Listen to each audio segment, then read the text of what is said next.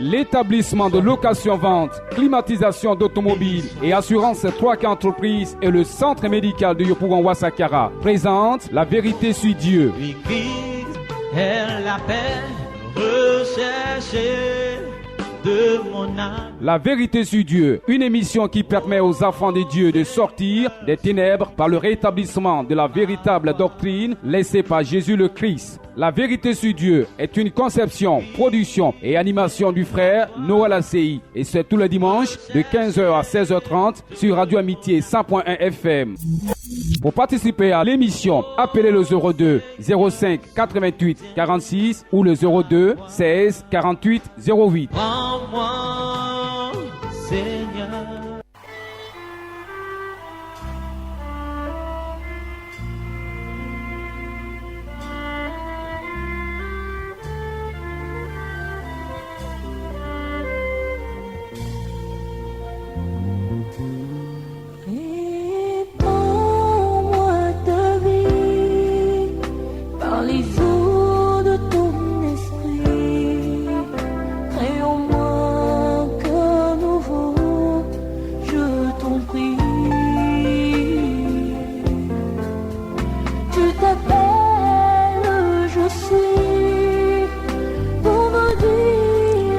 L'humanité tout entière est en quête de Dieu. Qu'on se dise croyant des Saintes Écritures, donc la Sainte Bible ou pas, l'homme, quand il est coincé, crie toujours à un Dieu. Mais quel est ce Dieu que nous recherchons tant, si ce n'est le Dieu suprême, le Dieu qui a laissé sa parole, qui n'est rien d'autre que la Sainte Bible. Nous croyons pertinemment que les Ivoiriens sont friands de ce Dieu. C'est pourquoi tous les dimanches, les salons, les maquis, anciens maquis, les anciens cinémas sont devenus des lieux d'adoration et de recherche de ce véritable Dieu. Mais ce Dieu, où est-il? Où siège-t-il? Nous sommes à La Vérité sur Dieu, émission qui nous permet de connaître Dieu véritablement, et émission par le biais de laquelle, dirais-je, nous avons appris que Dieu ne siège que dans les Saintes Écritures, c'est-à-dire la Sainte Bible, la parole qu'il a laissée. Ce Dieu-là, dans sa manifestation, je voulais dire, bien avant, qu'il se manifeste sous plusieurs formes. Ainsi, quand il est apparu aux apôtres sous forme de Saint-Esprit, dans Actes des Apôtres, ils ont parlé en langue. Ils ont beaucoup parlé en langue. Et donc, le parler en langue devient quelque chose d'assez fondamental, de primordial dans l'adoration de Jésus-Christ. Aujourd'hui, on nous dit, sinon certains nous disent que parler en langue, c'est le signe qu'on a le Saint-Esprit. Mais qu'en est-il véritablement? Qu'en est-il de nous qui cherchons Dieu, nous qui croyons être en accord avec Dieu, qui n'avons jamais parlé en langue? Qu'est-ce que le parler en langue? Est-ce que le parler en langue nous dit que nous avons le Saint-Esprit? Comment parler en langue? Qui doit parler en langue? Toutes ces choses, nous allons tenter de les comprendre aujourd'hui avec le révérend Zo. Le révérend Zo qui représente l'Église évangélique Pentecôte, ministère d'onction, le Jourdain. Révérend Zo, bonsoir. Que Dieu bénisse ACI. Amen. Amen. Révérend Zo, avant même d'aborder la question, comment se porte l'Église évangélique Pentecôte, ministère d'onction, le Jourdain? J'espère que j'ai tout prononcé. Par la grâce de Dieu, l'Église se porte à merveille. L'Église se porte à merveille. Oui. Avant même d'entrer dans le vif du sujet, on va revenir à vous pour parler un peu des activités de l'Église. Mais bien avant, puisque Dieu siège dans les louanges, il siège surtout dans les louanges, les cantiques, nous avons pris la peine pour vous, chers auditeurs, pour vous faire plaisir, de reconduire la chante Athanasie Diboué que vous avez longtemps sollicité. Elle a un programme très chargé. Elle nous vient là, d'Azagué. Merci Athanasie Diboué de nous faire l'amitié de nous visiter. Merci. Vous voulez qu'on commence en live ou bien on laisse passer? Non, vous peux faire en live. Vous voulez commencer en live? Allons-y, Athanasie Diboué. J'ai mis toute ma confiance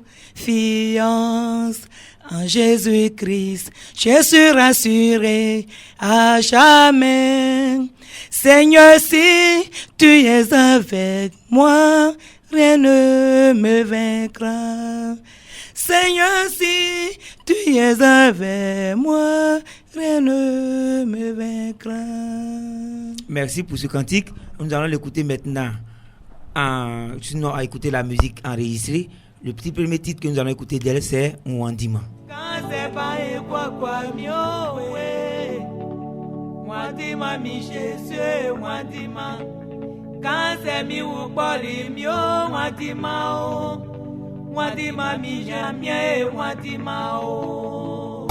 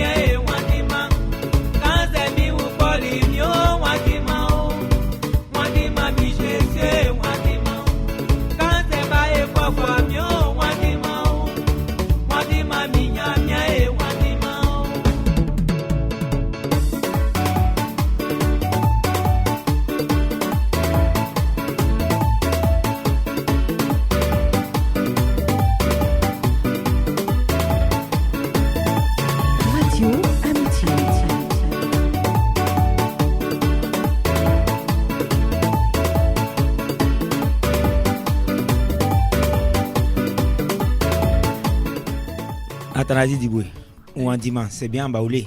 Oui. Et qu'exprimes-tu à travers cette chanson Ouandima? Non, Ouandima veut dire Seigneur, je ne te fuirai jamais. Seigneur, je ne te fuirai Jamais, malgré les problèmes. Ils sont accrochés à ta robe. Je ne te fuirai jamais. Ok, voilà, tu as bien dit. Je me tourne rapidement vers le révérend Zo. Révérend Zo, Seigneur, je ne te fuirai jamais. Qu'est-ce que cela vous inspire en tant qu'homme de Dieu? C'est la fidélité à Dieu. Parce que lorsque tu as un créateur qui voit tout, qui sait tout, à qui on ne peut pas se cacher, celui qui nous donne la vie, pourquoi le fuir? Comme dit la Bible, à qui irais-je? Juste un cas, celui qui donne la vie. C'est en Christ que nous allons. Voilà pourquoi elle a dit qu'elle ne peut pas fuir Jésus. Donc la chanson est très bien inspirée. C'est très bien inspiré. C'est conduit par l'Esprit Saint. Ok, merci de l'Esprit Saint, bien sûr, c'est de l'Esprit Saint que nous parlons. Mais avant cela, révérend Zo, c'est la première fois que nous... Vous êtes déjà passé sur l'antenne de Radio Amitié, mais c'est la première fois que nous vous recevons. Le révérend Zo peut-il se présenter brièvement, en 30 secondes? Oui, je suis le révérend Zo de l'église Pentecôte, le ministère d'onction, le Jourdain. Cette église est située sur la route de la Maca, au carrefour Sodefort. Cette église existe depuis 2002. Donc depuis 2002, cette église existe et elle fonctionne sous la direction du Seigneur Jésus-Christ et du Saint-Esprit. Église évangélique Pentecôte, ministère d'onction. Ça ne fait pas trop chargé? Non. L'église Pentecôte et le ministère d'onction, le ministère de la puissance. C'est à la Pentecôte que l'onction est descendue. Et tous ceux qui travaillent sous l'Esprit Saint travaillent dans l'onction. Qu'est-ce que l'onction? C'est la puissance de Dieu. Ah, l'onction, c'est la puissance? La puissance de Dieu vivant. Voilà. Ok. Avant, une autre question pendant la question suivante. À cette émission, nous avons appris beaucoup de choses. Et ça nous amène à beaucoup fouiller la Bible. Selon Ephésiens 4.11, il y a 5 ministères. Ephésiens 4.11 que vous connaissez certainement. Il y a le ministère d'apôtre, celui de prophète, évangéliste. Moi-même, je suis apôtre. Vous êtes apôtre. Oui, mais vous, révérend Zo, d'où vient l'appellation révérend? Révérend, lorsque tu arrives à un certain stade et que tu as eu à former des enfants, des disciples qui sont sur des églises, alors tu prends le nom révérend. Ça veut dire pasteur aussi. Ça veut dire pasteur. Oui, mais ce qui gêne un peu, c'est qu'on ne retrouve pas le thème dans la Bible. Ou bien même si on ne retrouve pas le thème dans la Bible, cela n'est pas grave. Bon, selon moi, c'est pasteur Zo. Bon, les gens disent révérend, mais c'est la même chose, pasteur. C'est la même chose, pasteur Zo. Révérend Zo, apôtre Zo, c'est la même chose. Ok, donc vous êtes... Tu sais, les titres là, je ne m'attache pas trop aux titres. C'est ce que tu fais sur le terrain que l'on te juge. Voilà. Ok. Bon, si tu m'appelles pasteur Zo, ça passe. Ça passe. Si je m'appelle révérend, ça passe. Apôtre Zo, ça passe également. Il n'y a pas de problème. Okay. Pourvu que ce soit Zo qui sert Dieu. Ce qui est plus important, c'est Zo. Voilà. Ok, le thème, c'est le parler en langue. Est-il le signe qu'on a le Saint-Esprit? Mais avant tout cela, on ne peut pas parler du thème sans savoir ce que c'est que le Saint-Esprit. Qu'est-ce que le Saint-Esprit? Pardon, sans savoir ce que c'est que le parler en langue. Commençons par le parler en langue. Qu'est-ce que le parler en langue? Bon, avant de répondre à cette question, je vais d'abord prier. Bien sûr. Parce qu'on ne peut rien faire sans la prière.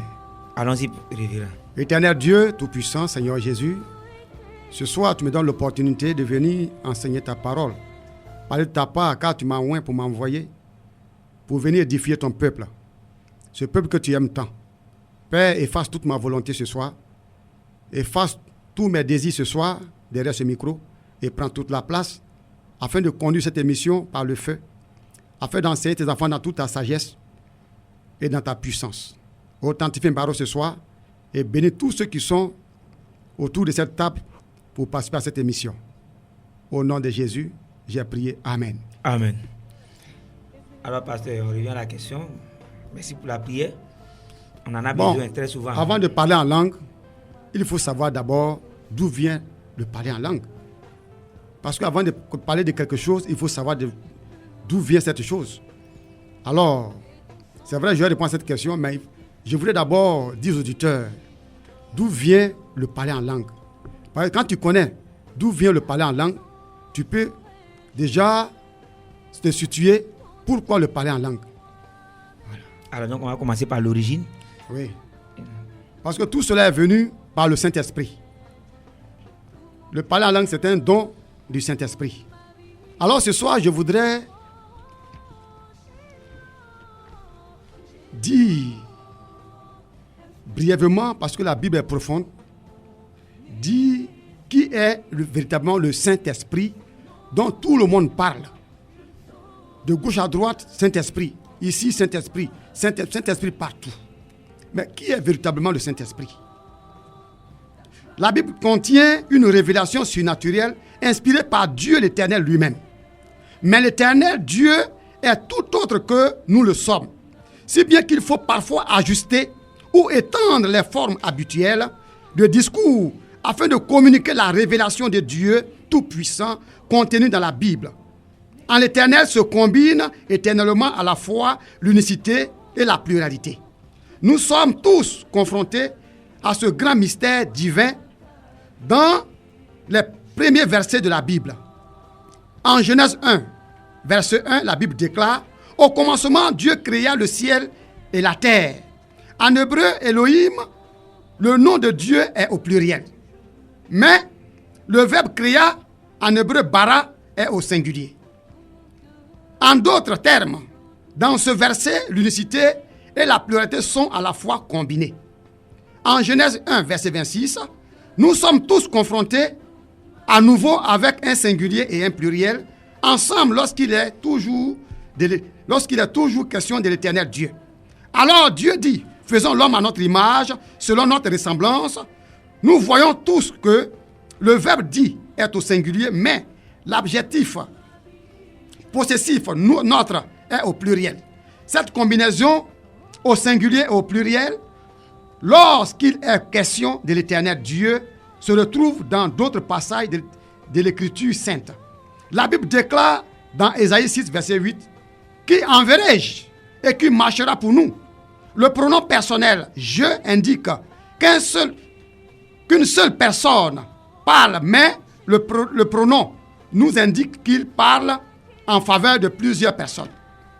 Lorsqu'on avance dans la révélation divine de la Bible, 3 personnes distinctes se précisent, et chacun des personnes étant Dieu le Père, Dieu le Fils et Dieu le Saint-Esprit. Et la personne mentionnée individuellement dans la Bible, Dieu le Saint-Esprit, Genèse 1, verset 2. Et l'Esprit de Dieu se mouvait au-dessus des eaux.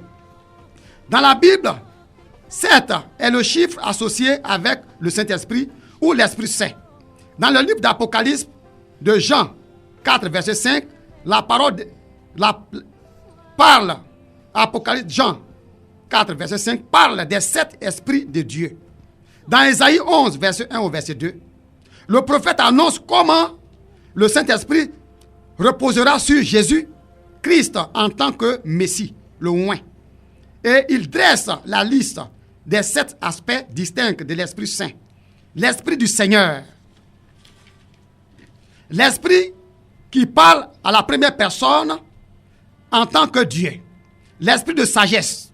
L'Esprit d'intelligence. L'Esprit de conseil. L'Esprit de crainte de l'Éternel. L'Esprit de vaillance.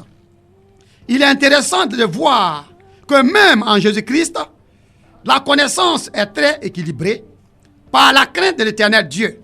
Autrement dit, la connaissance seule peut devenir une source d'orgueil. Dans 1 Corinthiens 8, verset 1, la Bible déclare que la connaissance en orgueil, elle rend arrogant. Dans Acte 13, verset 2, le Saint-Esprit est présenté comme étant l'Éternel Dieu lui-même. S'adressant aux responsables de l'église d'Antioche, le Saint-Esprit dit: mettez-moi à part Barnabas et Saul pour l'œuvre à laquelle je les ai appelés. Nous voyons très clairement que l'Esprit Saint parle ici à la première personne en tant que Dieu. Le Saint-Esprit, dans l'Ancien Testament, l'Esprit de puissance et vie. Psaume 33, verset 6. Les cieux ont été faits par la parole de l'Éternel, et tout leur armée par l'esprit de sa bouche. Psaume 104, verset 30. Tu envoies ton esprit, ils sont créés, et tu renouvelles la face de la terre. Le mot esprit en hébreu veut dire ruach, souffle, vent. En grec, esprit veut dire pneuma.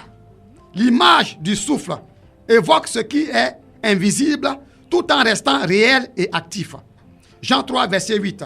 Le vent souffle où il veut et tu entends le bruit qu'il fait, mais tu ne sais pas d'où il vient ni d'où il va. C'est la même chose pour tous ceux qui sont nés de l'Esprit Saint. La pensée du souffle est liée aussi à celle de la vie, car le signe qu'une personne vit, c'est qu'elle respire. Le vent évoque la puissance, parfois même la violence. Exode 10, verset 19. Alors le Seigneur fait souffler un vent doux et très fort.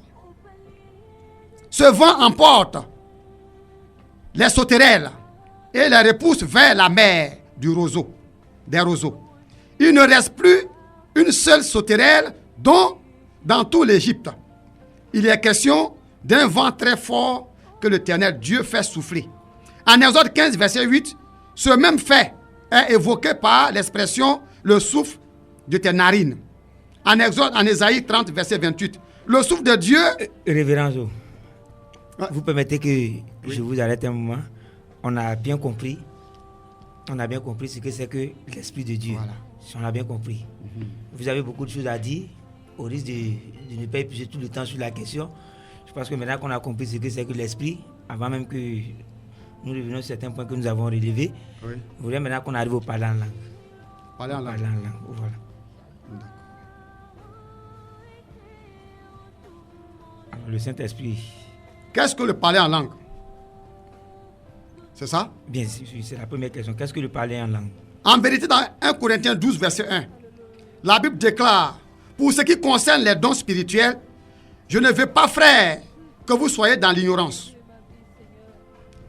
La Bible nous dit dans 1 Corinthiens 12, verset 1, que il ne veut pas que nous, les chrétiens, nous soyons dans l'ignorance. Nous vous suivons bien, allons-y. Oui.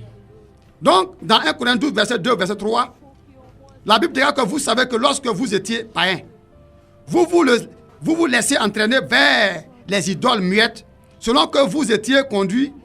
C'est pourquoi je vous déclare que personne, s'il ne parle par l'Esprit de Dieu, ne dit Jésus est anathème, et que personne ne peut dire Jésus est le Seigneur si ce n'est pas le Saint-Esprit. Donc, le parler en langue ici vient du Saint-Esprit, c'est un don que le Saint-Esprit donne à qui il veut. C'est comme le don de guérison, le don de délivrance, le don de la parole de connaissance, le don d'interprétation même. Voilà. Donc, tous ceux qui parlent en langue, ce sont des gens qui sont nés de nouveau. Si tu n'es pas en Christ, tu ne peux pas parler en langue. Parce que celui qui parle en langue parle de la part de Dieu. Oui, justement. Qui doit parler en langue dans l'église ou même dans le monde? Qui doit parler en langue? C'est le chrétien. C'est le chrétien qui C'est celui qui est né de nouveau qui parle en langue.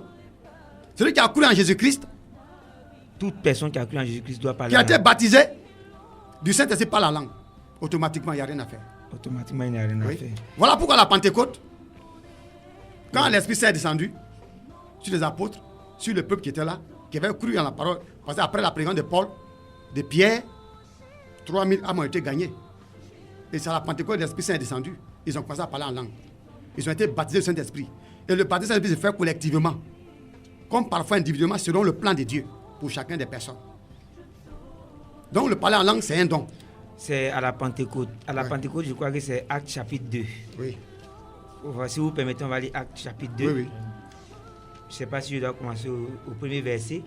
Oui, tu peux commencer. Oui. Le jour de la Pentecôte, ils étaient tous ensemble dans le même lieu. Tout à coup, il vint du ciel un bruit comme celui d'un vent impétueux. Et il remplit toute la maison où ils étaient assis. Des langues semblables à des langues de feu leur apparurent, séparées les unes des autres, et se posèrent sur chacun d'eux. Et ils furent tous remplis du Saint-Esprit, et se mirent à parler en d'autres langues selon que l'Esprit leur donnait de s'exprimer. C'est bien cela. Oui. Je voulais poser une question là. Paul était-il rempli du Saint-Esprit? Paul? Une question Oui. qu'on croirait banale. Oui, Paul était rempli du Saint-Esprit. Mais il y a quelque chose qui me gêne. Nulle part dans les Écritures, il n'a dit que Paul parlait en langue. Non, c'est un don. C'est comme le don de guérison, le don de délivrance. C'est des dons que le Saint-Esprit vient avec et il partage. Il peut ne pas me donner le don de parler en langue, et puis me donner le don de guérison. Oui, non, mais comme vous avez dit que tout chrétien doit parler en langue, c'est ce que je... Voilà. Pourtant, Tout chrétien doit parler en langue. Mais si tu as le don, si tu aspires à ce don, tu parles en langue. Voilà. Et ce que je voulais vous dire d'abord, parce que quand on parle de chrétiens, la Bible déclare que dans Matthieu 16, que allez faire de tout des disciples. Tout à l'heure dans Actes des Apôtres, on parle de qui? On parle des disciples. Des disciples.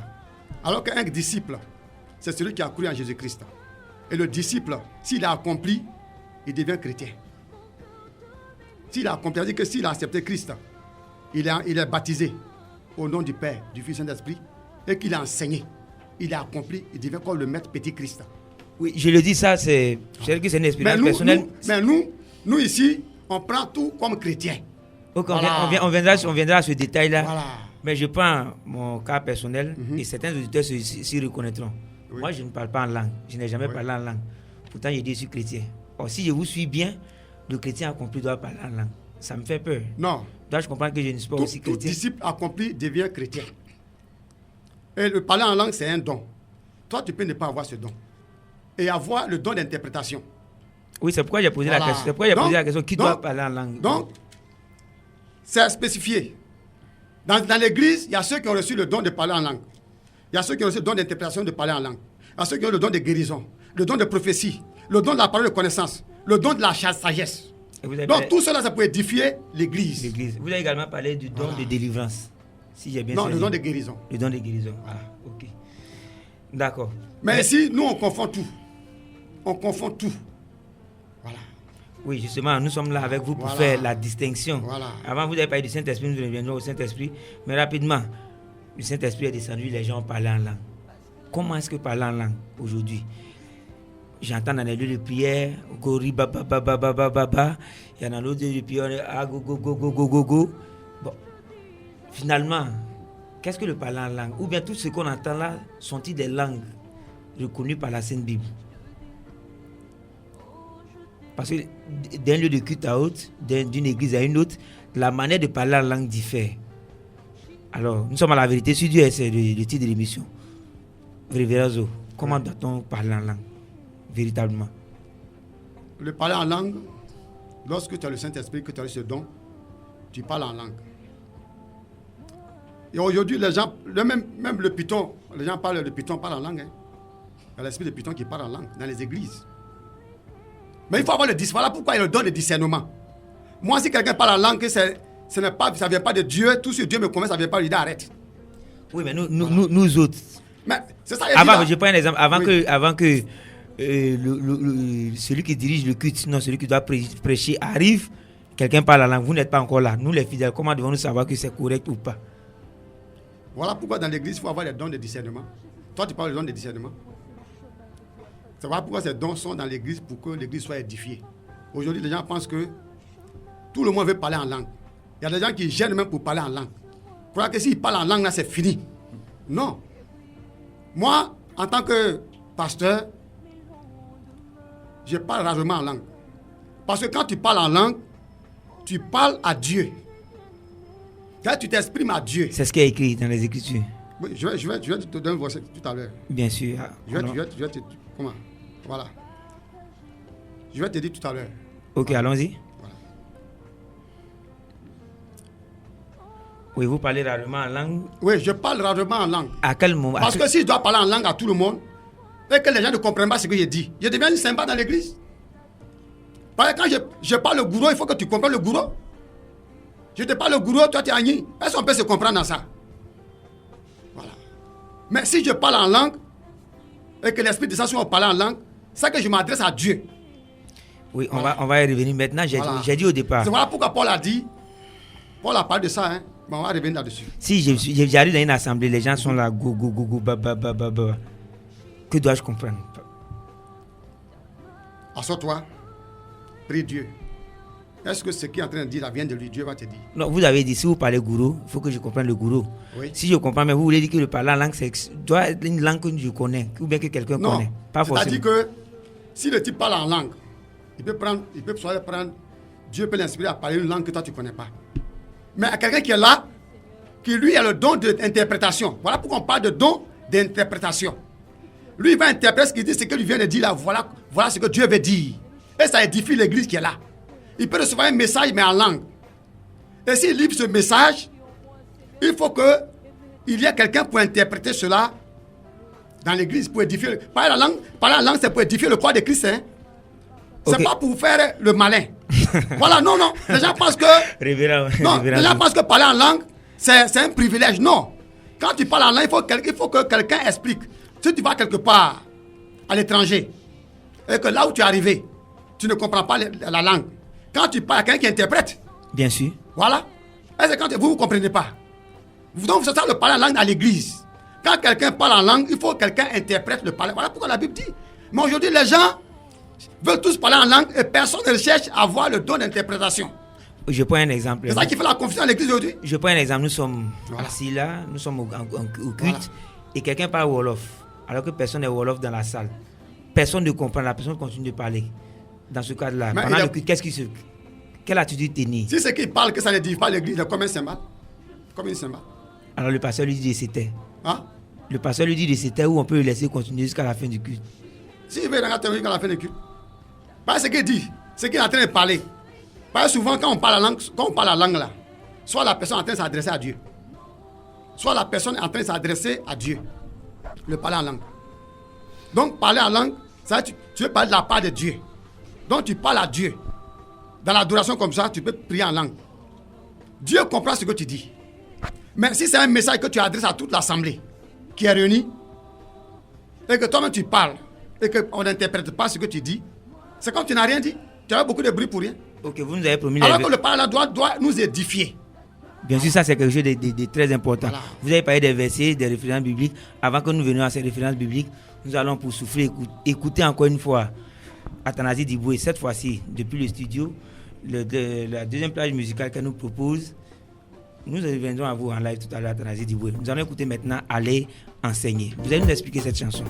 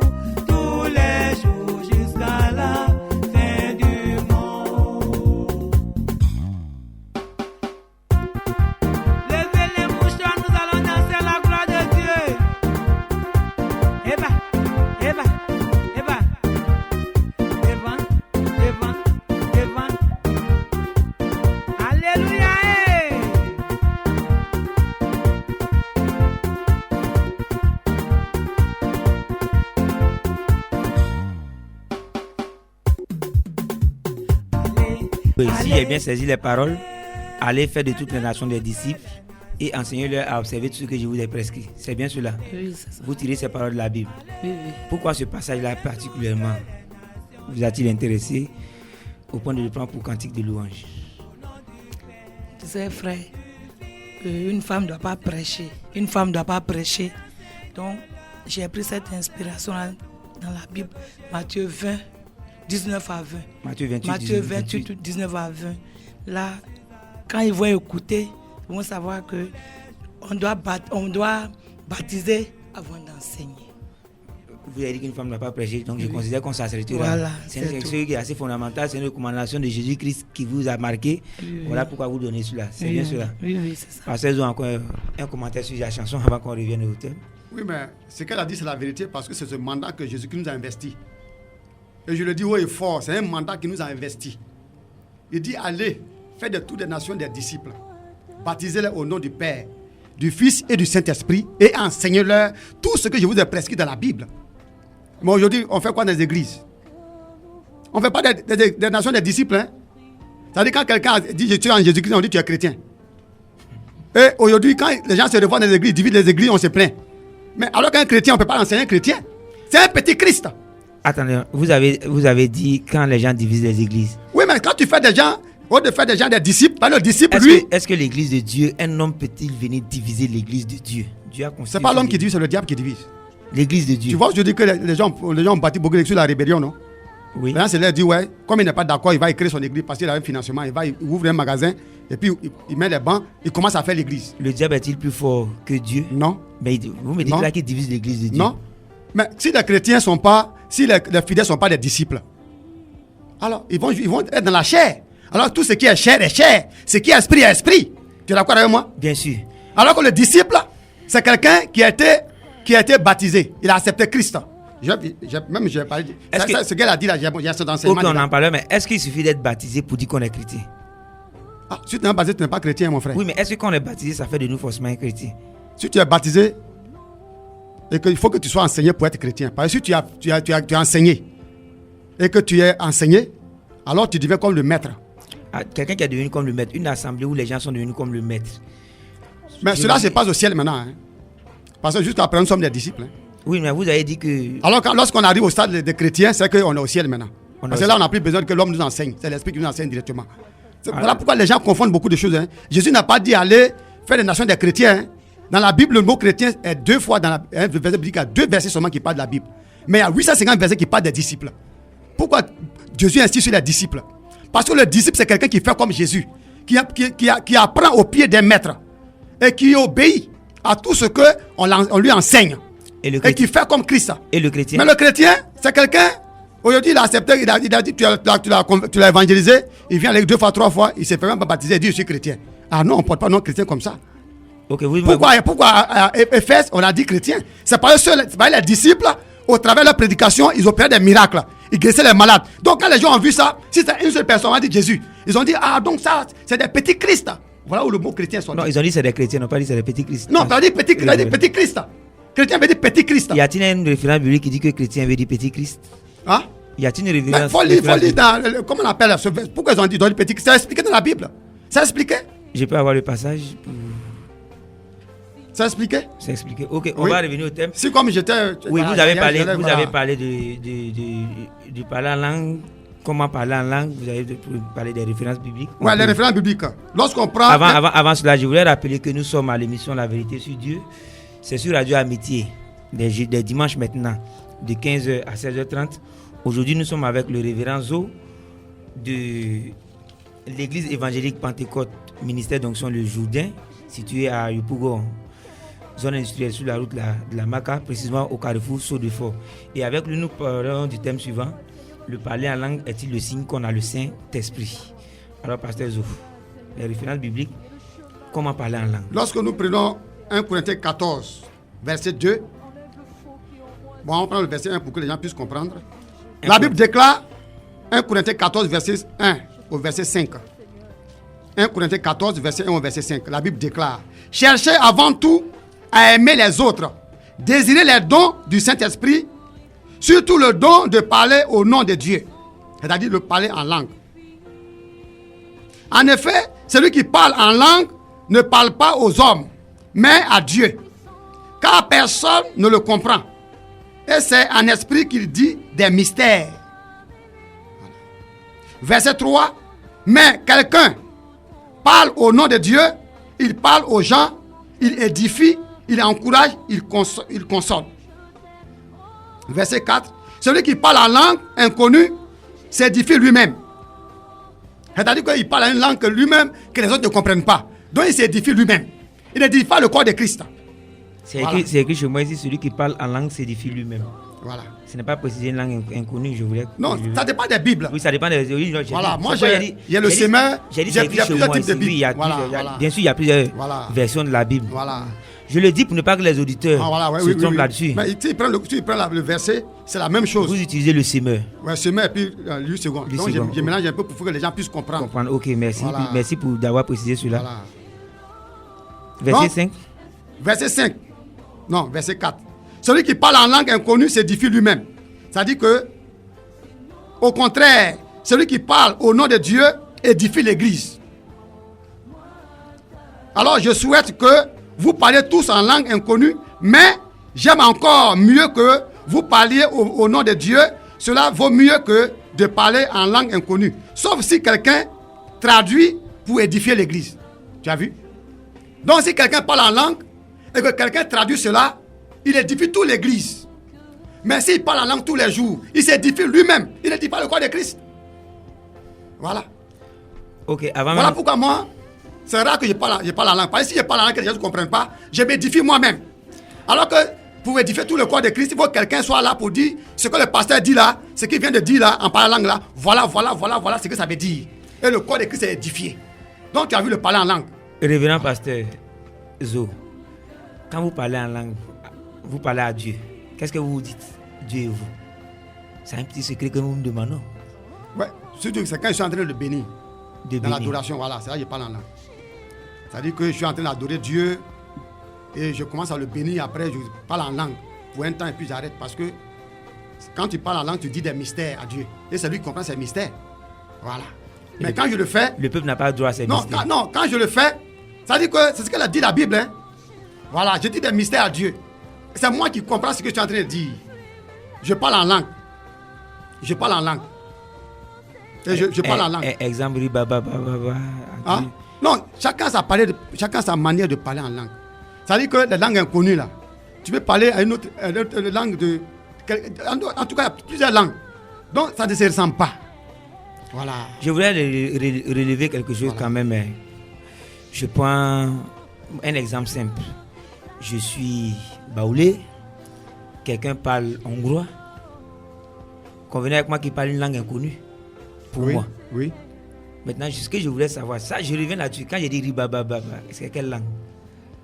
Parce que je pense que, aussi nombreuses que soient les langues sur la terre, il n'y a pas une langue dans laquelle le même mot signifie tout en même temps. C'est-à-dire, je prends go. Est-ce que tu sais que... on dit go, veut dire tu es béni, go, veut dire tu vas faire enfant. C'est cela que je voulais comprendre. Tu sais, frère. Oui, allons-y, il va le temps qu'il coupe, les auditeurs comprennent que ça nous a surpris, c'est des choses qui arrivent. Comme je le dis, moi, je te parle, je suis en train de te parler, je suis en train de faire tes éloges dans mon ethnie, en Yakuba. Pourtant, tu ne comprends pas le Yakuba. Mais moi, je comprends ce que tu es en train de te dire. Mais après, tu demandes, mais qu'est-ce qu'il me dit même? Et puis, non, il te dit que vraiment, tu es gentil, tu es bien, tu es accueillant. En tout cas, tu es bon pour lui. Mais si personne ne te dit ça, c'est que je parle là, je m'édifie moi-même. Tu as vu? Alors que ce que nous devons rechercher, c'est que si quelqu'un parle en langue, que quelqu'un interprète pour édifier le corps de Christ. Ou alors ce n'est pas la peine de parler en langue. Voilà. Parce qu'il y a des gens, il y avait une fois, quelqu'un a commencé à prier en langue, il ne comprend pas l'anglais. Et il a commencé à parler en anglais parfaitement. Je vais vous dire pourquoi j'insiste. Non, je viens. Non, je vous suis, mais je voulais pour ne pas oublier ce que je dis. Ouais. Je vais lire le passage sur lequel je m'appuie pour insister sur cette question. Nous sommes dans 1 Corinthiens 14. Je vais directement au verset 7. Comme vous le dites, si les objets inanimés qui rendent un son, comme une flûte ou une harpe, ne rendent pas des sons distincts, comment reconnaîtra-t-on ce qui est joué sur la flûte ou sur la harpe? Et si la trompette rend un son confus, qui se préparera au combat? Je prends un exemple d'un camp militaire, quand la trompette joue comme ça, c'est-à-dire qu'il y a l'ennemi qui vient. Quand il joue comme ça, c'est-à-dire qu'il est l'heure du déjeuner, par exemple. Mais si le son est confus, on ne sait pas ce que le message qui est donné. Voilà ce qui est dit. Au verset 9, de même, si par la langue, vous ne donnez pas une parole distincte distinctes, comment saura-t-on ce que vous dites? Car vous parlerez en l'air. Quelque nombreuses que puissent être dans le monde les diverses langues, il n'en est aucune qui ne soit une langue intelligible. Si donc je ne connais pas le sens de la langue, je serai un barbare pour celui qui parle, et celui qui parle sera un barbare pour moi. 1 Corinthiens 14, 7 à 11. Alors quand quelqu'un se met là, je voudrais savoir si ce n'est pas du barbarisme, comme le dit Paul ici dans 1 Corinthiens 14. Mais Paul a dit tout cela. Aujourd'hui, le parler en langue, là, comme je l'ai dit là, moi, pour le parler en langue, là, c'est édifier le corps de Christ. Voilà. Parce que quand moi, je prie soit en langue, je prie en langue. Comme je l'ai dit, je le prie rarement en langue. Hein. Parce que quand je prie là, Père Dieu lui comprend. Mais moi-même, je ne comprends pas ce qu'il dit. Moi-même là, je ne comprends pas ce qu'il dit. Voilà pourquoi les gens sont étonnés. Mais le révérend ne prie pas en langue comme ça. Il ne prie pas en langue. Pourquoi? Alors que tous les autres pasteurs, ils disent, mais si moi je prie en langue que tu ne comprends pas, moi-même je ne comprends pas ce que je suis en train de dire. Vous ne comprenez pas le message que vous adressez. Oui. Voilà.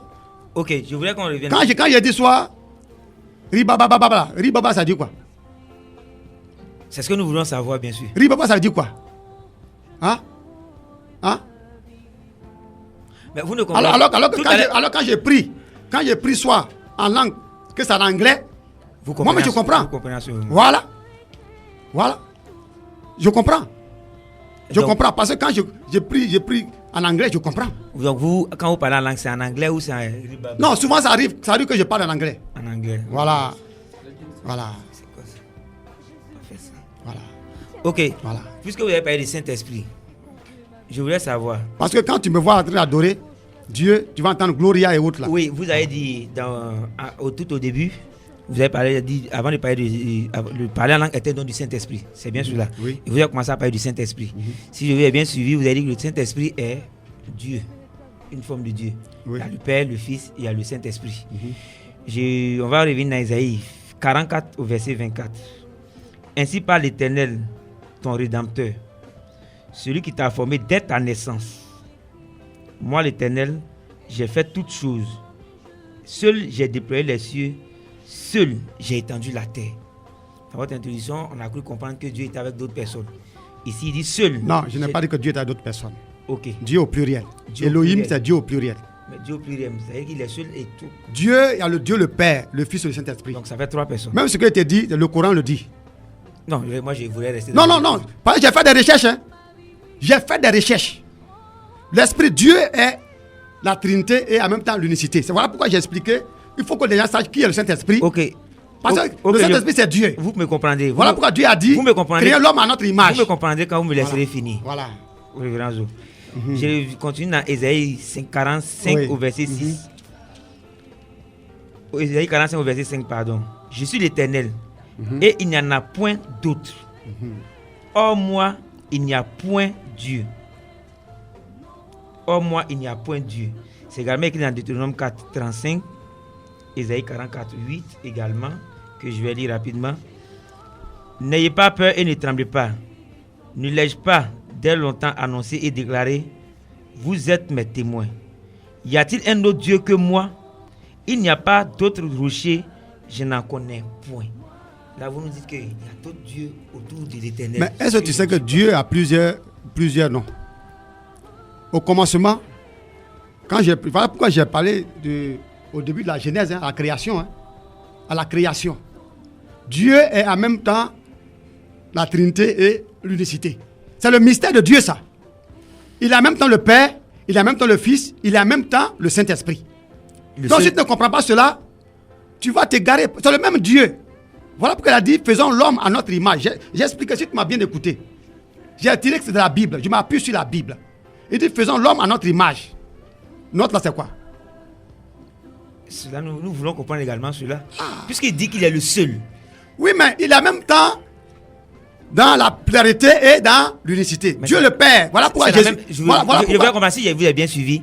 C'est la même personne qui est en même temps le Père, Voilà. C'est cette même personne qui a en même temps le Fils. Voilà. Et c'est cette même personne qui a en même temps le Saint-Esprit. Oui. Donc c'est clair qu'il n'y a pas trois personnes distinctes. Voilà, c'est ce que je voulais comprendre. Voilà. C'est ce qui me gênait un peu. J'ai cru comprendre qu'il y avait trois personnes qui Non. réunies. Parce qu'on c'est la même personne. Mon technicien là, lui, il est toujours avec moi. Frédéric, on l'a entendu sur ce plateau. On a fait une émission même sur la Trinité. Il y a des gens qui nous ont expliqué qu'il y a trois dieux différents Non. qui opèrent de façon distincte. C'est le même Dieu. C'est le même Dieu. Voilà. Ok. Voilà pourquoi Elohim veut dire des dieux. Elohim veut dire Voilà. des dieux. Voilà. Alors, étant des chrétiens, vous nous avez dit et on a lu dans la Bible comment parler en langue. Maintenant, on arrive dans une assemblée. On le voit très souvent. Rapidement. Il y a des assemblées où on arrive, quand on commence la prière, tout le monde parle la langue. Comment devons-nous comprendre cela? Toute l'assemblée en même temps parle la langue. Et vous l'avez si bien dit dans votre intervention il y a quelques minutes, qu'on apprend même à parler en langue. On fait des cours pour parler en langue. Ces deux attitudes sont-elles bibliques? Qu'une assemblée parle, toute une assemblée parle, où tout le monde parle en même temps en langue, et quand on s'efforce, on prend des cours pour parler en langue. Selon les Écritures, que devons-nous comprendre? Vous savez, comme la Bible déclare, chacun marche selon le ministère qu'il a reçu de Jésus-Christ. Vous savez, chacun marche selon le ministère qu'il a reçu de Jésus-Christ. Moi, le ministère que j'ai reçu, je m'appuie sur la Bible. Je vais dans une assemblée en tant que nouveau converti. Je mets la première fois le pied dans une église. Et du début jusqu'à la fin, tout le monde parle la langue. Mais si j'ai fini le culte là, j'ai compris quoi? Qu'est-ce que j'ai compris? Parce que moi, j'arrive, je ne comprends même pas parler en langue. Je viens pour la première fois dans une église. Et tout le monde parle en langue. C'est-à-dire qu'on ne prêche pas la parole. Tout le temps en langue seulement fini. Ah, frère. Mais là, tu vas édifier qui? On t'invite, on dit, bon, viens dans notre église pour que tu aies le salut. Tu arrives, tout le monde parle en langue. Oui, non, est-ce que tu vas comprendre le message que le pasteur a prêché? On parle en langue peut-être au bout de 15 minutes et après la prédication passe. Mais je voulais savoir le moment où tout le monde parle en langue. Puisque vous avez dit le parler en langue, c'est un message qu'on donne. C'est sûr que vous avez bien suivi. Oui. C'est un message que celui qui parle donne à un autre ou aux autres. Mais tout le monde parle en langue en même temps. Que devons-nous comprendre? Bon, ça c'est un mystère. Un mystère. Oui, parce que, comme je le dis là, je ne juge personne. Hein. Je ne juge pas un ministère. Voilà. Mais ce que moi je sais, si dans l'église, c'est comme j'ai un frère, un fidèle, lorsqu'on va au groupe d'intercession, quand ses amis sont en train de prophétiser, donner des paroles de connaissance, pour lui, tout ça là, c'est en langue. Mais quand il sort là, on ne sait pas ce qu'il a dit. Si tu vas venir couper la tête des gens, on ne sait pas. Si tu vas venir mettre les gens en prison, on ne sait pas. Mais alors que tout le monde dit non, Dieu dit que c'est comme ça. La prière là, Dieu dit que nous a exaucés. Dieu dit que tel frère là, son cas là, il va agir. Dieu dit que ce frère n'a qu'à prendre les jeunes, on va prier pour lui. Mais lui, du début à la fin, il vous dit il lui a dit mon frère, groupe international, il faut t'asseoir. Bah, tu deviens maintenant comme un cymbale parce qu'on ne comprend rien. Tu ne nous édifies pas. Alors que nous, on est venu, le groupe international pour intercéder pour le Donc, les réunions sont pratiquement là. Voilà. Et pour là où on apprend à parler en langue. Là encore. Non, on n'apprend pas. On n'apprend pas. J'ai dit qu'il y a des gens qui gênent pour pouvoir parler en langue. Alors, ils ne savent pas que les dons, là, on ne gêne pas pour avoir dons. On ne gêne pas pour avoir les dons. C'est le Saint-Esprit qui donne. Dès que tu es baptisé, il te donne le don que tu mérites. Vous avez dit tout à l'heure que vous ne jugez pas, sinon vous ne faites pas de commentaires sur les ministères. Voilà. On va revenir dans les Écritures. Je suis dans Tite 1, je crois au verset 10. Paul dit, il y a en effet, surtout parmi les incirconcis, beaucoup de gens rebelles, de vains discoureurs et de séducteurs, auxquels il faut fermer la bouche. Paul dit, il faut leur fermer la bouche. Mais pour les amener à se taire, qu'est-ce qu'il faut faire? Il faut dénoncer ce qu'ils font. Mais j'ai peur que vous ne voulez pas dénoncer ce qu'ils font. Non, j'ai dit, tu sais, nous parlons de Dieu. Bien sûr. Tu sais, Dieu, quand tu marches avec lui, comme j'aime dire à ceux qui sont mes amis, je dis que Dieu, c'est un phaseur. Oui. Parce que tu penses que tu es dans la vérité, c'est-à-dire que Dieu te dit non. Voilà. Donc, chacun sera récompensé au jour. On retient Voilà. que Dieu c'est un faiseur. Voilà. Chacun sera récompensé Selon ses selon œuvres. ses œuvres. Voilà. Nous Mais, sommes- mais nous- lorsque toi tu es Révérend chrétien. Zo, Oui. les obligations publicitaires obligeant, nous allons marquer la pause. Nous retrouvons sur le coup de 16h00 pour la suite. Chers auditeurs, restez connectés sur Radio Amitié. Salut, je suis Onel Mala, c'est encore moi, sur Radio Amitié qui te dit les gens, s'ils t'aiment, tant mieux. S'ils ne t'aiment pas, tant pis pour eux. Mais plus important, qui fera ton bonheur, c'est l'amour de Dieu pour toi. C'est sur les 100.1 que ça se passe. Jésus est dans la place, ne zappe pas.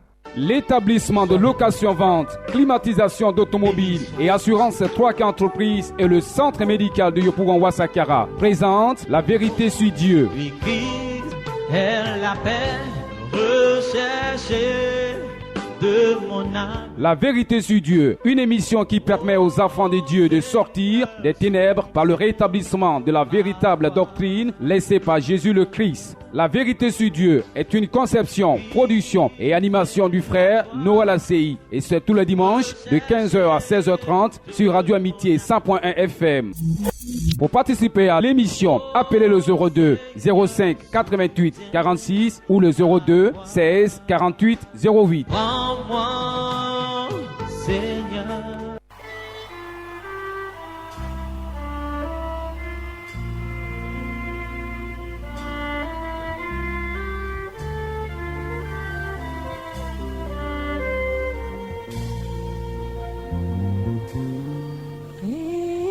Répands-moi ta vie par les eaux de ton esprit. Crée en moi un cœur nouveau, je t'en prie. Tu t'appelles, je suis, pour me dire je sais, parce que rien ne peut troubler mon cœur en paix. S'il faut que je te dise amour, au-delà de Nous sommes de retour sur le plateau de La Vérité sur Dieu. Je rappelle qu'aujourd'hui nous sommes avec le révérend apôtre Zo du ministère de l'église évangélique Pentecôte, ministère d'onction le Jourdain. Nous parlons avec lui du Saint-Esprit. Le parler en langue est-il le signe que nous avons le Saint-Esprit? Tout à l'heure vous avez dit que Dieu fasse. Que devons-nous comprendre par cette expression, Dieu fasse? C'est pour dire que lorsque Dieu envoie quelqu'un, appelle quelqu'un, lui donne des instructions et que cette personne marche sur la Bible, ça appuie sur la Bible. Comme je veux le dire, lorsqu'on prend dans le livre de Nombres, je crois 28, où les filles de Chélophad sont allées voir Moïse pour demander à Moïse que leur père n'a pas fait de garçon et que leur père n'est pas mort dans la rébellion des Corées, qu'il est mort dans ses péchés. Alors ils veulent leur part d'héritage. Et Dieu a dit aux filles de Chélophad que Moïse a dit à Moïse qu'elles ont raison de réclamer la part, l'héritage de leur père. Et Dieu a dit à Moïse en même temps que c'est une loi perpétuelle. Tu as vu que Dieu a voté encore une autre loi. Le même Dieu qui dit que la femme ne doit pas hériter les biens de son papa. Maintenant, elles sont réclamées. Moïse a posé ça devant Dieu encore. Dieu dit non, qu'ils n'ont qu'à encore leur donner l'héritage. Devons-nous comprendre que Dieu se contredit? Non, il est Dieu. Il fait ce qu'il veut. Même dans la contradiction. Dieu fait ce qu'il veut. Il dit je fais ce que je veux. Je suis le créateur. Donc quand tu marches avec ce Dieu, il faut marcher comme lui-même il marche. Ok, donc nous aussi nous devons phaser. Ah, mais quelqu'un on dit tu n'as pas le droit. Après il dit c'est une loi, elles n'ont qu'à voir. Ok, c'est clair. Si tu n'es pas Dieu, tu peux faire ça là. Ok, on vous a suivi. Vous avez également dit que quand chacun marche selon le ministère que Jésus-Christ lui a donné. Chacun marche selon le ministère. Dois-je comprendre que chacun marche selon les propres convoitises de son cœur? Non. Parce que là, si tu marches contre les propres de ton cœur, tu es hors du ministère de Jésus. Tu es hors du ministère de Jésus. Chacun marche selon. Si Dieu t'a appelé comme apôtre, tu marches selon comme un apôtre. Tu exerces ton ministère d'apôtre. Si tu es appelé comme prophète, tu exerces le ministère de prophète. Si tu es appelé comme évangéliste, tu exerces comme ministère d'évangéliste.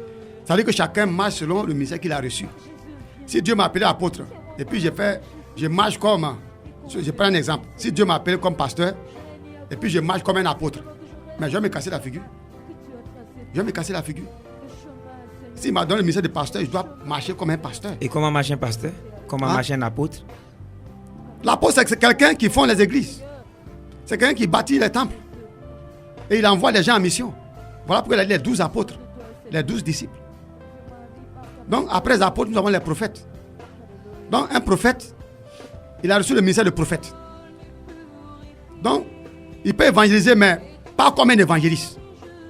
Il ne faut pas demander le travail d'un berger à un prophète. Non. Voilà pourquoi j'ai dit chacun marche selon le ministère qu'il a reçu. Oui, ça, nous préparons également activement une émission là-dessus. Parce qu'aujourd'hui, nous préparons activement une émission là-dessus. S'il vous plaît, Père Véranzo, je lui dis, on aura l'occasion d'en parler. Vous avez dit qu'on se reverra très bientôt. Et on fera une émission pour voir le rôle de chacun. Voilà. Prophète, pasteur, parce que ce sont des termes qui portent à confusion et qui créent un peu de cafouillage. Mais les gens ont tout mélangé. Voilà, donc il faut qu'on clarifie ces choses-là. Nous allons souffler rapidement encore une fois avec Athanasie Diboué. Cette fois-ci, nous disons que c'est notre invité du jour. Elle conduit le côté musical. C'est Douan Djena. J'ai bien prononcé cela. Frédéric Kwasi, technicien du jour. Allons-y.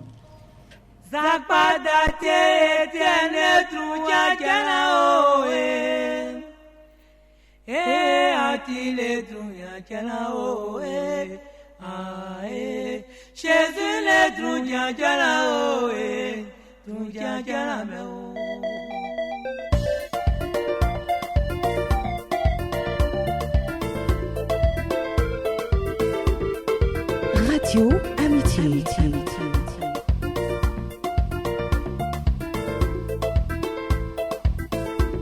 Oui, on m'a la calé, antile truja jana oe, antile truja jana oe, Jésus le truja jana oe, truja jana. Oui, on était dans l'eau, Jésus le truja jana oe, antile dans l'eau, Jésus le truja jana oe, Jésus le truja jana oe.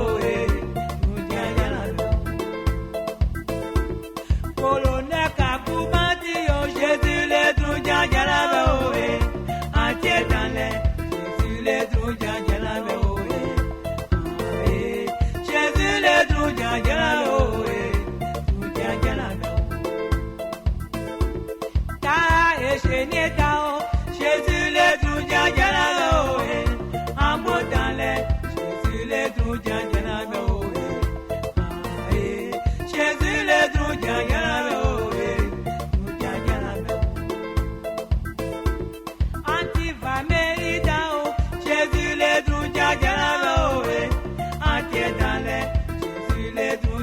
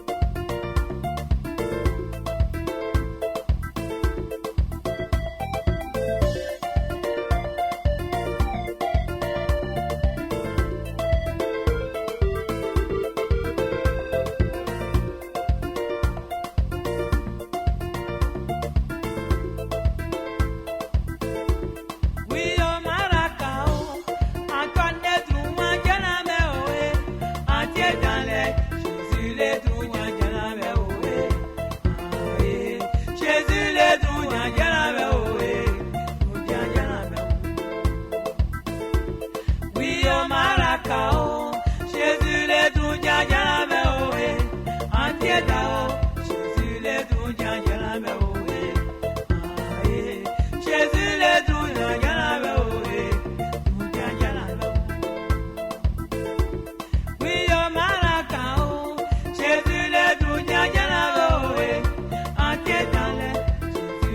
Nous venons d'écouter Athanasi Diboué Douan Djena tout à l'heure. Nous allons écouter une dernière plage musicale d'elle et elle nous dira un dernier mot. En tout cas, avant même qu'on revienne à elle, merci de l'amitié qu'elle fait à Radio Amitié, bien sûr, et pour sa grande affection pour les choses de Dieu. Elle chante Dieu et elle aime cette émission La Vérité sur Dieu. Vraiment, encouragement que le Dieu Tout-Puissant la bénisse dans tout ce qu'elle entreprend. Surtout dans cette carrière musicale qu'elle a entreprise au service du Dieu Tout-Puissant. Nous reviendrons à vous, Athanasi Diboué. On revient à notre invité. La question fondamentale, on arrive à elle maintenant. Révérend apôtre Zo. Le parler en langue est-il le signe qu'on a le Saint-Esprit? Après tout ce qu'on vient de dire. En vérité, le parler en langue est l'un des signes qu'on a le Saint-Esprit. L'un des signes qu'on a le Saint-Esprit. Voilà. Celui qui n'a pas le don de parler en langue a le Saint-Esprit. S'il a le don de guérison, le don de prophétie, le don de révélation, le don d'interprétation des langues, lui il ne parle pas, mais lui il interprète. Donc il a le Saint-Esprit. Voilà. Donc c'est l'un des signes qu'on a le Saint-Esprit. Voilà. Parce qu'il est venu avec plusieurs dons. Et tous les dons, c'est pour édifier le corps de Christ. Donc ce n'est pas seulement celui qui a parlé en langue qui a le Saint-Esprit. Ce n'est pas seulement lui. Celui qui a l'un des dons, en qui le Saint-Esprit manifeste ce don-là, il a le Saint-Esprit. Révérend apôtre Zo, c'est lui qui prophétise, a le don de prophétie, n'est-ce pas? Celui qui a le don de prophétie, il a le Saint-Esprit, c'est bien cela? Oui. Est-ce que quelqu'un qui a le Saint-Esprit peut aller à l'enfer? Le Saint-Esprit ne conduit pas quelqu'un à l'enfer. Ok. Voilà ce que le roi Saint-Esprit. Il est venu pour édifier l'Église. L'Église, il est venu pour conduire l'Église à Christ. À Christ. Donc l'Esprit Saint, lorsque nous le recevons, c'est après le baptême d'eau, d'Esprit, le baptême d'eau au nom du Père, du Fils et du Saint-Esprit, et après ce baptême que nous recevons le Saint-Esprit, avant d'exercer notre ministère. Donc, je dis, beaucoup font des erreurs. Même Jésus-Christ même, c'est quand il a été baptisé et que l'Esprit est descendu sur lui qu'il a commencé son ministère. Ok. Voilà pourquoi, avant de parler de quelque chose, il faut d'abord vérifier l'origine de la paix de la personne. Ok, je vous envoie dans Matthieu 7. Vous connaissez certainement le passage, Matthieu 7 à partir du 21. Ceux qui me disent Seigneur, Seigneur, n'entreront pas tous dans le royaume des cieux, mais celui-là, celui qui fait la volonté de mon Père qui est dans les cieux. Au verset 22. Plusieurs me diront en ce jour-là, Seigneur, Seigneur, n'avons-nous pas prophétisé par ton nom? Donc, ils ont le don de prophétie. Comme le dit, ils ont le Saint-Esprit. N'avons-nous pas chassé des démons par ton nom? Un don du Saint-Esprit. Et n'avons-nous pas fait beaucoup de miracles par ton nom? Un autre don du Saint-Esprit. Au verset 23, alors je leur dirai ouvertement, je ne vous ai jamais connu. Retirez-vous de moi, vous qui commettez l'iniquité. Ça veut dire que certains ont ces dons-là et vont à l'enfer. Pourtant, vous venez de nous dire que quelqu'un qui a le don du Saint-Esprit ne peut pas aller à l'enfer. Quel est le rôle du Saint-Esprit? Voilà pourquoi je n'ai pas fini mon exposé. Parce que le Saint-Esprit, lorsque on a l'Esprit Saint, on dit bien l'Esprit Saint. Il nous conduit à nous enseigner tout ce que Christ, il a pris de Christ. Il vient nous révéler la vérité. Beaucoup n'ont pas le Saint-Esprit. Je te l'ai dit. Voilà pourquoi la Bible nous parle de faux prophètes. C'est ceux-là que Dieu va dire, arrière de moi, ouvrez d'iniquité. C'est ceux-là. Ça, je suis désolé pour eux. Est-ce que par la langue veut dire forcément qu'on est conduit par le Saint-Esprit? Non, parce que je te dis que je te parle de quelque chose. Il y a le parler en langue venant émanant du Saint-Esprit lui-même. Et il y a le parler en langue qui ne vient pas du Saint-Esprit. Voilà pourquoi je dis, avant de dire à quelqu'un, il faut regarder son témoignage.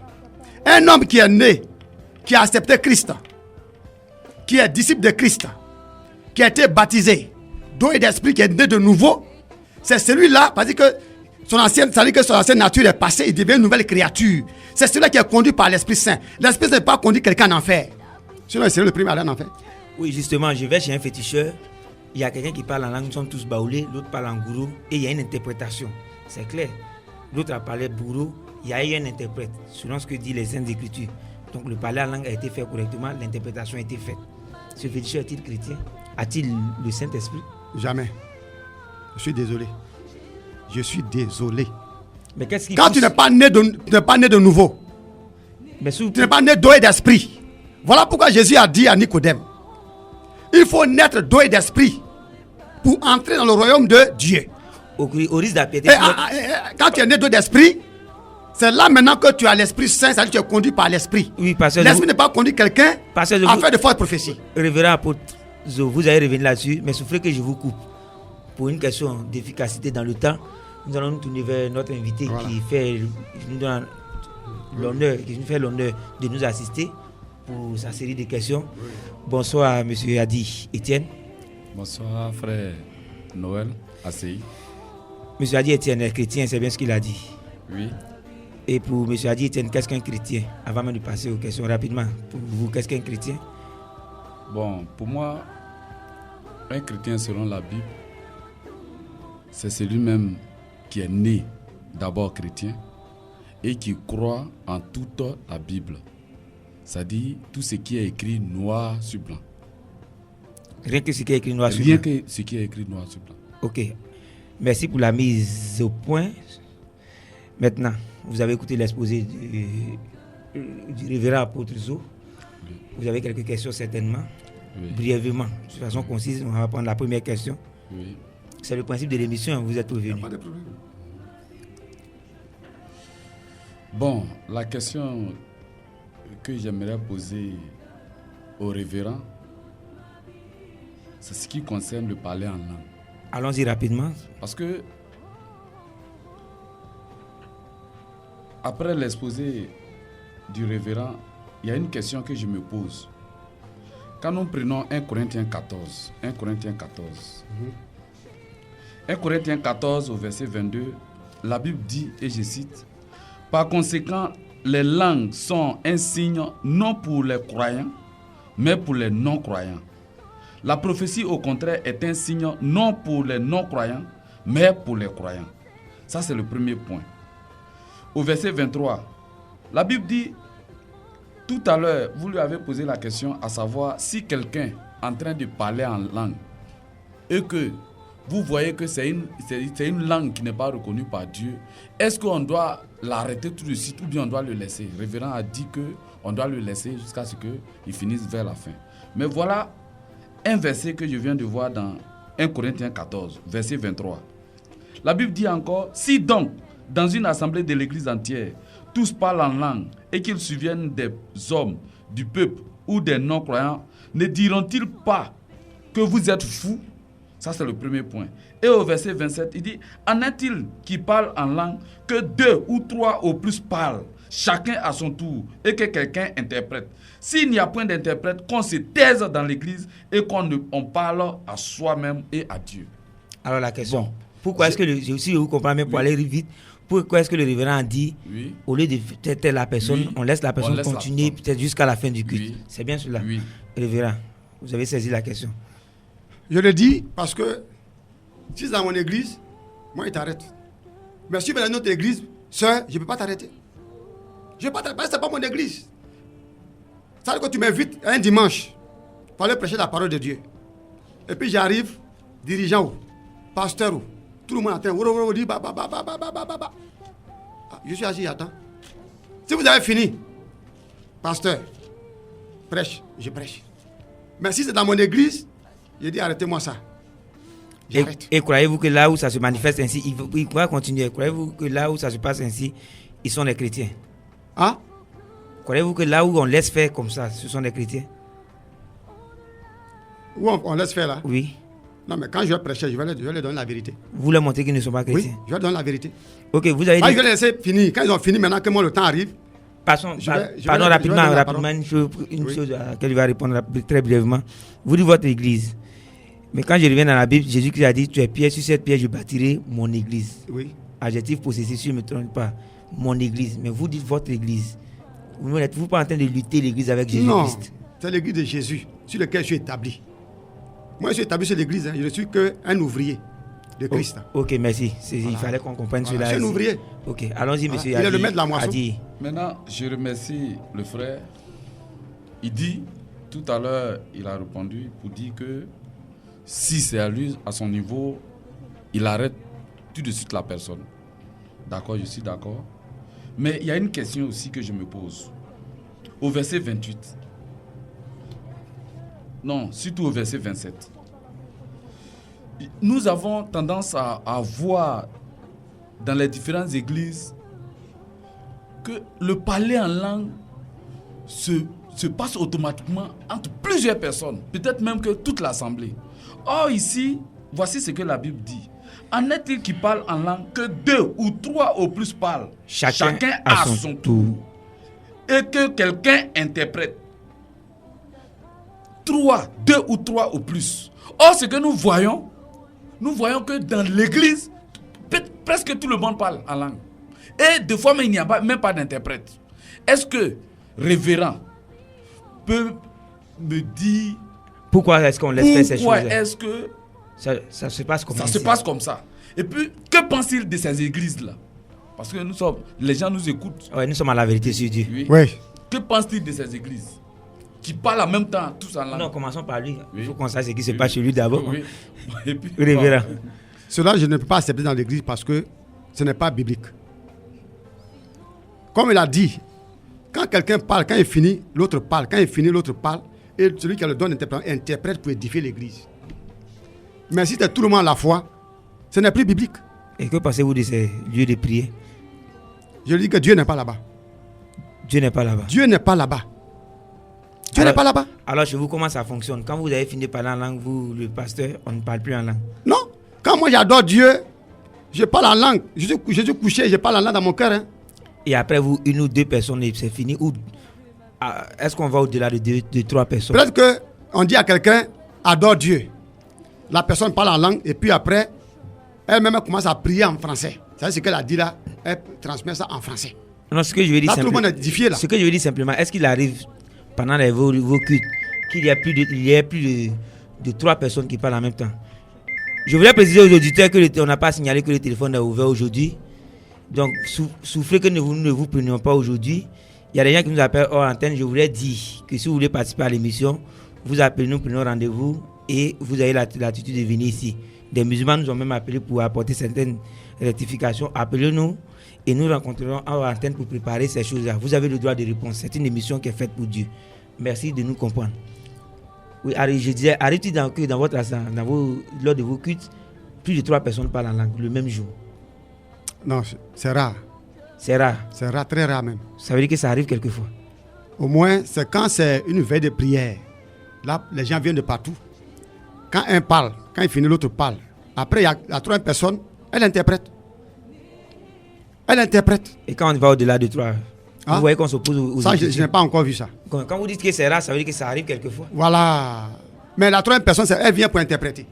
Et puis, elle va dire exactement ce que les autres ont dit. Voilà. C'est comme ça. Ok, allons-y. On vous laisse la poser encore 2 questions rapidement. Bon, il y a une question que j'aimerais que le révérend m'éclaircisse. Rapidement, allons-y directement. Tout à l'heure, vous avez, en début d'émission, vous avez posé la question à savoir quel titre aimerait qu'on lui donne. Est-ce révérend, pasteur ou apôtre? Et le frère a bien répondu, vous pouvez m'appeler comme vous voulez. Bon. Or, quand nous prenons Ephésiens 4:11, comme on l'a si bien dit, il y a 5 ministères. Et 1 Corinthiens 12:28, la Bible dit, dans 1 Corinthiens 12:28, la Bible dit, Dieu a établi d'abord, premièrement, les apôtres et secondairement, les prophètes. On peut le lire. Et Dieu a établi dans l'église, premièrement, des apôtres, secondement, des prophètes, troisièmement, des docteurs, ensuite ceux qui ont le don de miracles. Donc, il a spécifié. Donc, vous voulez dire simplement comment comprendre que lui, il est en même temps pasteur et apôtre, et il est également révérend, ce qu'on ne retrouve pas dans la Bible. Oui, c'est ce que je voudrais savoir. Une explication Parce que Bon. c'est un peu confus. Oui, il a Tu bien sais- compris. Aujourd'hui, comme je l'ai dit, les gens confondent tout. Bon, tu vas faire dire non, je suis apôtre. Tous les jours apôtre. L'autre devient pasteur. Par exemple, nous, tout le monde connaît pasteur. Donc, pour simplifier, moi, j'ai le ministère d'apôtre. Mais si tu viens dans mon église, on va te dire apôtre. Voilà. Oui, mais Donc, devez-vous suivre. donc- Devez-vous suivre ce que les gens veulent vous donner. Non, Comme- si tu viens pasteur, il y a besoin de toi, pasteur. Il n'y a pas de problème. Non, voulez-vous que les Voilà. gens vous apprennent comme ils veulent que vous, comme ils entendent, ou voulez-vous qu'on vous appelle comme les Saintes Écritures le demandent? C'est apôtre. Oui, mais quand vous dites Mais que tout vous le monde dit c'est pasteur. Même il y a des fois, une fois, j'ai dit à quelqu'un, il dit, mais pourquoi vous allez m'appeler pasteur même? Ok. Moi, j'ai misé d'apôtre. Mais l'étiquette de pasteur, j'ai tout fait, on ne peut pas enlever sur Oui, moi. mais comme les gens insistent, vous Non, on dit laissez pasteur faire. Zo. Mais tu vas pas dire révérend, tu vas dire comment on appelle, tu vas dire tout à l'heure comment on appelle. Très rapidement, Pasteur, ils vont te dire très révérend. rapidement, s'il y a une C'est comme dernière ça. question, Oui, très- bon, en la 30 dernière secondes, vous posez la question. Ça, c'est la dernière question. Nous revenons un peu sur le cas de Trinité dont a parlé un peu le révérend. Oui. Il y a une chose que j'aimerais savoir. Pour que, une bonne fois pour toutes, le révérend éclaircisse ceux qui nous écoutent. Bon, Jésus a dit dans Matthieu 28, « Allez et faites de toutes les nations des disciples, les baptisant au nom du Père, du Fils et du Saint-Esprit. » Et nous voyons que dans Acte 2, quand bien il a dit aux apôtres, « Restez là jusqu'à ce que le Saint-Esprit survienne sur vous, pour vous conduire dans toute la vérité. » Nous voyons qu'après... Allons-y à la question directement. Oui. Après, dans Acte 2, nous voyons que Pierre, au lieu de dire que soyez baptisés au nom du Père, du Fils et du Saint-Esprit, il a dit simplement soyez baptisés au nom de Jésus-Christ. Pourquoi le Seigneur a dit Pierre- baptiser au nom du Père, du Fils et du Saint-Esprit, et Ce- Pierre a dit de baptiser au nom du Seigneur Jésus-Christ? Pierre ne s'oppose-t-il pas Pierre au Seigneur? était devenu rebelle à Christ. Ok, C'est ce que je voudrais je crois savoir. qu'il a bien saisi rapidement en 30 secondes. Nous sommes pratiquement à la fin de cette émission. Bon, il a dit baptisé au nom du Père, du Fils et du Saint-Esprit. C'est ce que l'ordre que le Seigneur a dit. Mais Pierre a dit soyez baptisés au nom de Jésus-Christ, Jésus. du Seigneur Jésus-Christ. Du Seigneur Jésus. Pierre s'est opposé au Il ne s'est Seigneur. pas opposé. Parce que Pierre, c'est un apôtre. Si la Bible a dit et a écrit soyez baptisés au nom de Jésus, parce qu'en Jésus-Christ, on retrouve le Père, le Fils, le Père et le Saint-Esprit. Le Père s'est glorifié dans le Fils s'est glorifié dans le Saint-Esprit, et l'Esprit du Père et du Fils est en Jésus. Ok. Voilà. Nous Vous voyez sommes- la Trinité, Nous Pierre sommes, à, amène la Trinité nous, à sommes à la, Jésus. nous sommes à la fin de Et l'émission. c'est le plus- La Trinité, on risque de. Voilà, faut on que a c'est presque l'émission. débordé le temps. Voilà. Je vous ai dit 1h30, c'est petit. C'est petit. Faites-nous l'amitié de revenir pour qu'on en Il y a pas parle. de La problème. Trinité est un thème assez Voilà. intéressant. Nous sommes à la fin de l'émission. Les activités de l'Église à court terme rapidement et vos contacts téléphoniques en 1 minute. Bon, actuellement, j'ai une retraite spirituelle sur le mont Tompi, du 26 au 1er. Je vais aller prier pour la nation là-bas. J'y étais déjà, je suis revenu, je dois repartir encore. Pour prier pour la nation. La première prière n'a pas porté de fruits. Hein? Non, c'était en 2 étapes. D'abord, il fallait partir conquérir la Non, montagne. ça c'était juste pour vous chahuter. Voilà, Allons-y rapidement voilà. avec votre programme. Donc, je dois repartir. C'est ça qui est important dans ma vie d'abord. Passez ici annoncer votre départ, ça Voilà. nous fera plaisir. D'accord. Et la Donc- nation sera informée Voilà. que vous partez prier pour nous. Oui. J'irai prier pour la nation, pour les élections et tout, sur la montagne. Et à mon retour, ça sera la Pentecôte. Du 20 au 23, c'est la Convention nationale de la Pentecôte. Oui, en mai, si Dieu nous le permet, Oui. le mois prochain, nous parlerons de Voilà. cette fête-là, la Pentecôte. Donc, voici- ses origines bibliques Voilà. et comment devons-nous la faire, Voilà. si Dieu nous le permet. Voilà. Sinon, pour le moment, Vos contacts téléphoniques, rapidement. je suis au 05 55 46 87 01 76 81 49 09 14 80 84. Alors, si vous avez mon contact téléphonique, moi, c'est le 02 16 48 08, 02 16 48 08, 66 19 24 47. Si vous n'avez pas bien eu ces contacts, vous m'appelez, je vous mettrai en contact. Athanasi Diboué, merci de nous avoir visités. Merci. Nous sommes à la fin de l'émission, vraiment, vous nous excusez. Je sais que vous êtes très chargés, nous avons déplacé, vous avez participé. Merci d'être venu. Merci Que beaucoup. le Dieu Tout-Puissant vous bénisse. Nous allons nous laisser avec votre dernier contact, avec une dernière plage musicale qui vient de vous. Et cette plage musicale, c'est Nondo Elieno. Nondo Eliekon. Mondo Eliekon. Bon après-midi Dieu à merci. chacun, à chacune qui nous a suivis. À dimanche prochain.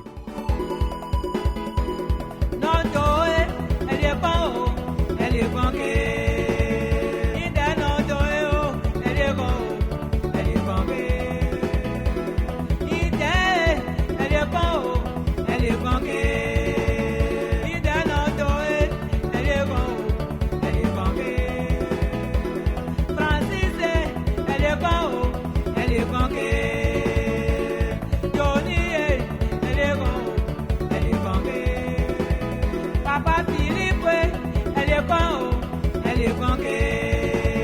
Maman Gatti, elle est bon, elle est bon. L'établissement de location-vente, climatisation d'automobiles et assurance 3K Entreprises et le centre médical de Yopougon Ouassakara présente La Vérité sur Dieu. Lui Christ est la paix recherchée de mon âme. La Vérité sur Dieu, une émission qui permet aux enfants de Dieu de sortir des ténèbres par le rétablissement de la véritable doctrine laissée par Jésus le Christ. La Vérité sur Dieu est une conception, production et animation du frère Noël ACI. Et c'est tous les dimanches de 15h à 16h30 sur Radio Amitié 100.1 FM. Pour participer à l'émission, appelez le 02 05 88 46 ou le 02 16 48 08. Prends-moi, Seigneur.